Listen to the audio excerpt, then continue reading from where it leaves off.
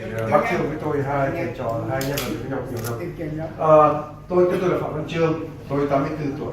Theo một nghĩa nào đó thì tôi cũng là lão thành. Tôi cũng là cựu.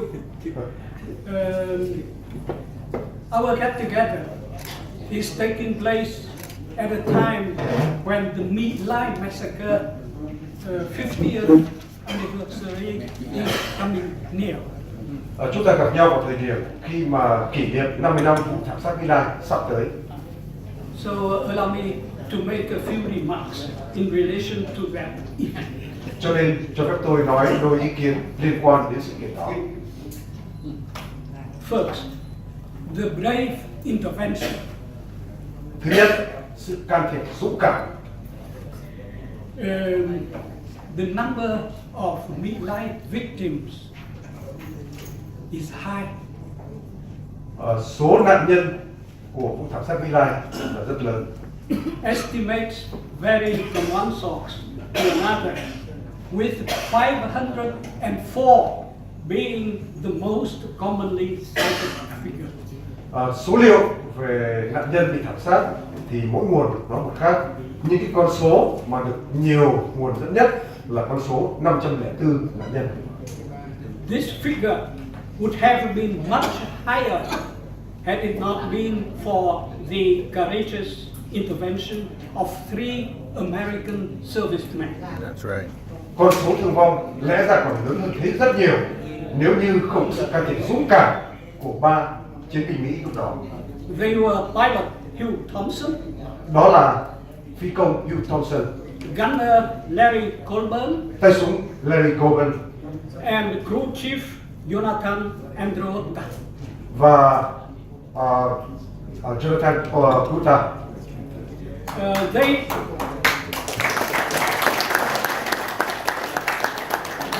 landed their helicopter between unarmed villagers on the one side and the trigger-happy soldiers of Company C or Charlie Company on the other side. These soldiers of this company had by then killed hundreds of villagers. Họ đã đổ trực thăng hạ trực thăng xuống ở giữa hai đám người. Một bên là những người dân thường, dân làng tay không vũ khí. Một bên kia là lính của đại đội C, tức là đại đội Charlie của Mỹ, là những người mà trước đó đã tàn sát hàng trăm người Việt Nam rồi. The three men succeeded finally to persuade the soldiers to stop shooting.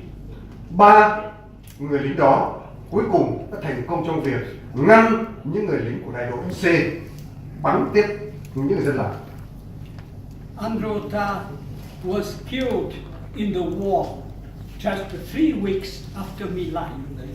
Andreotta thì sau 3 tuần sau vụ My Lai đã bị chết, đã bị tử trận. Thompson died in 2006 Thompson chết vào năm 2006 and Colburn in 2016. và Coben chết năm 2016. But they will be remembered by many Vietnamese for their conscience and their courage. Nhưng rất nhiều người Việt Nam vẫn luôn còn nhớ tới họ nhờ sự dũng cảm và lương tri của họ.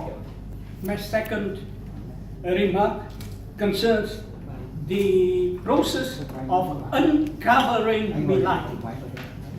Và điểm thứ hai của tôi là xin nói về quá trình phơi trần vụ My Lai. Also remembered by many Vietnamese will be another American helicopter gunner. Và trong trí óc của người Việt Nam, nhiều người Việt Nam cũng còn nhớ đến một tay súng khác của Mỹ.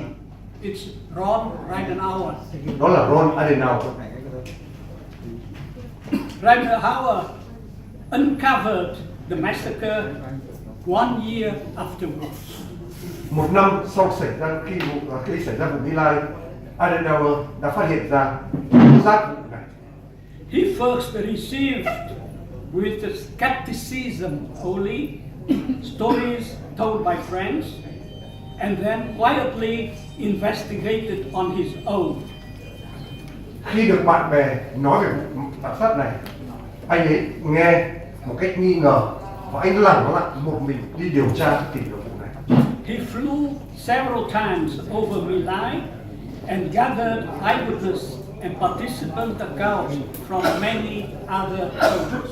Anh ấy đã bay tới My Lai nhiều lần và đã tìm hiểu, đã hỏi, đã phỏng vấn, thu thập bằng chứng từ những người dân cũng như những khác tham gia vào vụ đó. But as he later put it, he had to wait until he was out of the service to blow the whistle because he feared for his life. Nhưng như anh ấy đã kể lại là phải sau khi anh ấy rời quân ngũ, anh mới có thể tố giác về việc này, bởi vì nếu tố giác lúc còn trong quân ngũ thì có thể mệnh hệ đến đời, đến cuộc sống. In March 1969, he wrote a long letter to the U.S. President, Defense Secretary, State Secretary, Joint Chiefs of Staff, and 30 members of Congress, detailing the My Lai event and asking for a public investigation. Tháng 10 năm 1969, anh ấy đã viết một bức thư dài gửi cho Tổng thống Mỹ, gửi cho Bộ trưởng Ngoại giao Mỹ, gửi cho Bộ trưởng Quốc phòng Mỹ, gửi cho Tổng tham mưu trưởng Liên quân Mỹ, Chủ tịch Hội đồng Liên quân Mỹ và 30 nghị sĩ Mỹ để tố giác về vụ này. His letter was ignored by almost all recipients, with the exception of only one member of Congress. Hầu hết tất cả những người nhận thư của anh ấy đã làm ngơ bức thư của anh ấy, trừ một người duy nhất là một người trong đám nghị sĩ đó. It's Representative Morris Udall, Democrat of Arizona. Đó là Udall, là nghị sĩ từ bang Arizona. Representative Udall asked for an investigation. Và nghị sĩ Udall yêu cầu phải tiến hành một cuộc điều tra. And this led to a 10-month-long trial during which details of the My Lai mass murder were disclosed. Và chính yêu cầu ấy và cuộc điều tra ấy yêu cầu ấy đã dẫn đến cuộc điều tra kéo dài 10 tháng và đưa ra rất nhiều bằng chứng cụ thể. Allow me to mention here also an American journalist, Seymour Hersh. Tôi cũng xin đề cập đây tên một nhà báo Mỹ, ông Seymour Hersh. Hersh got hold of a whole set of photographs about My Lai and had extensive conversations with related persons. Seymour Hersh đã có rất nhiều ảnh cũng như là phim quay về những tiếp xúc những bằng chứng liên quan những người liên quan vụ My Lai. But he waited for 18 months before having the photos published. Nhưng phải mất 18 tháng sau khi chờ đợi thì anh ấy mới công bố các ảnh của mình. First on the St. Louis Post-Dispatch. Thứ nhất, lần đầu tiên là công bố bức ảnh ở trên tờ St. Louis Dispatch. In November 1969. Tháng 11 năm 1969. And then the 20th of November the same year, the Time, Life, and Newsweek magazines started covering the story. Và cũng là trong tháng 11 năm 1969 đó thì 3 tạp chí rất nổi tiếng của Mỹ là tờ Time, tờ Life và tờ Newsweek cũng bắt đầu đăng tải những bức ảnh đó. This prompted widespread condemnation around the world and brought Seymour Hersh the 1970 Pulitzer Prize for International Reporting. Tất cả những bức ảnh, những thông tin mà Seymour Hersh công bố đã thu hút sự chú ý, quan tâm của dư luận và đồng thời cũng đem lại cho Seymour Hersh giải thưởng Pulitzer về báo chí năm 1970. I should not fail to recall that we Vietnamese had promptly denounced the mass murder, but only our denunciation was squarely dismissed as pure communist propaganda. Hồi đó, chúng tôi cũng đã tố giác về cái vụ này cho dư luận thế giới, nhưng người ta chỉ thuần túy coi chúng tôi là tuyên truyền cộng sản. At that time, I was working as a reporter for the Liberation Press Agency, a jungle-based media of the South Vietnam National Front for Liberation, or Viet Cong, as you call it at the time. Hồi đó tôi đang là phóng viên của cơ quan thông tấn xã Giải Phóng, mà trụ sở là đặt trong rừng. Trụ sở của nó cũng như là lực lượng của chúng tôi đó là lực lượng quân giải phóng mà các vị gọi là Viet Cong. We broadcast a series of stories with many details about the massacre. Chúng tôi đã công bố rất nhiều chi tiết thông tin liên quan đến vụ tàn sát này. And our stories were relayed by the Hanoi-based Vietnam News Agency, which was much more powerful. Và những thông tin, những bài viết của chúng tôi đã được Thông tấn xã Việt Nam đặt cơ sở tại trụ sở tại Hà Nội, tức là mà Thông tấn xã Việt Nam là cơ quan mạnh hơn chúng tôi rất nhiều, đã chuyển tiếp những bài này cho thế giới. Personally, I had the opportunity to accompany a midlife survivor, myself as an interpreter, for this 13-year-old girl on visits to different European and Latin American countries. Cá nhân tôi, với tư cách một phóng viên cũng như là với tư cách một phiên dịch, đã được có dịp may mắn là đi tháp tùng một trong số những người còn sống sót ở vùng Mỹ Lai, một cô bé lúc đó 39 tuổi, 13 tuổi, tới các nước, một số nước ở châu Âu và Mỹ Latin. If you are going to a My Lai memorial in the coming days, perhaps you will see her name there. She afterwards were sent to the north for university studies. She became a medical doctor, and after 75, she returned to My Lai and was made director of the My Lai Memorial. Trong vài ngày tới, tôi biết là các vị sẽ vào thăm Mỹ Lai. Và vào đó thì các vị thấy có thể tên của cô này vẫn còn ở đó. Và lúc đó thì cô ấy đã được đưa ra phía Bắc để học đại học, rồi cô học ngành y, tốt nghiệp trở thành bác sĩ. Cô ấy đã trở về đó và hiện nay thì cô ấy là giám đốc của lúc đó, sau khi mà trở về Mỹ Lai thì cô được làm giám đốc của cái nhà tưởng niệm Mỹ Lai.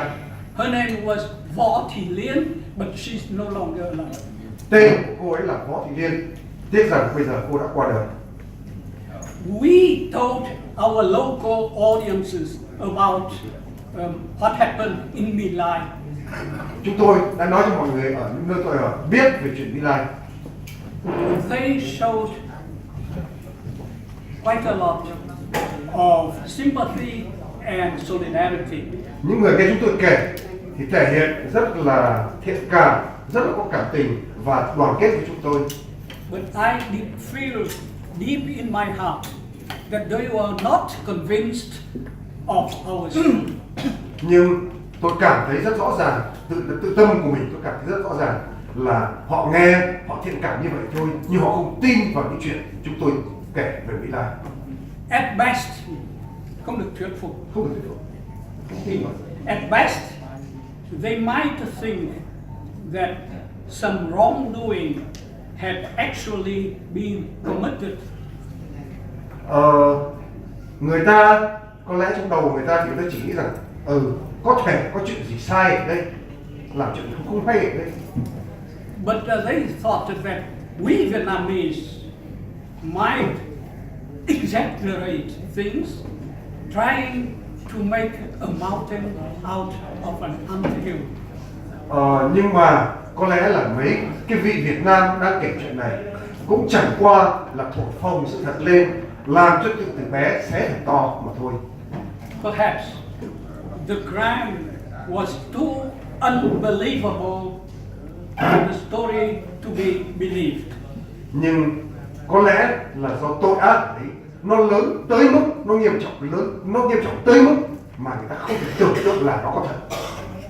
Fortunately, what that we Vietnamese had told the world but discarded became believable as it was uncovered by Americans themselves. Nhưng Rất may là những chuyện mà tưởng rằng không có thật, tưởng rằng là những chuyện do người Việt Nam ngụy tạo dựng nên thì lại là do chính những người Mỹ đã tìm ra và đã chứng minh nó. Thus, Simmerhurst and Ron Adenauer deserve being remembered too. Và chính nhờ cái điều đó mà Simmerhurst và Adenauer là những người mà đáng được chúng tôi và tất cả chúng ta cùng nhớ. My third and last remark was the unexpected impact of the crime. Điều thứ ba mà tôi muốn nói đó là tác động không thể hình dung nổi về của cái vụ này.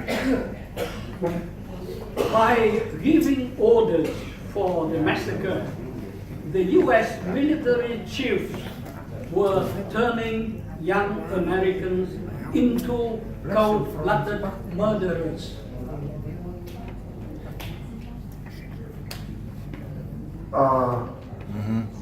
Có lẽ by giving orders, bằng cách ra lệnh cho những người Mỹ tiến hành cảnh sát này, thì các vị chỉ huy người Mỹ đã muốn biến những người lính Mỹ thành những kẻ giết người máu lạnh. but unexpectedly, the inhumanity of the crime itself awakened the conscience of honest Americans. Nhưng chính là chính là sự vô nhân đạo, phi nhân tính của những người lính, của những người chỉ huy Mỹ ấy đã làm thức tỉnh lương tri của những người Mỹ. Evidence could be found in the cases just mentioned above, and after half a century, in the film The Whistleblower of My Life, which I believe at least a number of us here have seen. Và có lẽ là cái bằng chứng cụ thể của cái vụ này là đã thể hiện qua bộ phim Người thổi còi ở về vụ My Lai, mà tôi chắc rằng trong số các vị có mặt đây, một số vị ít nhất một số vị cũng đã được xem.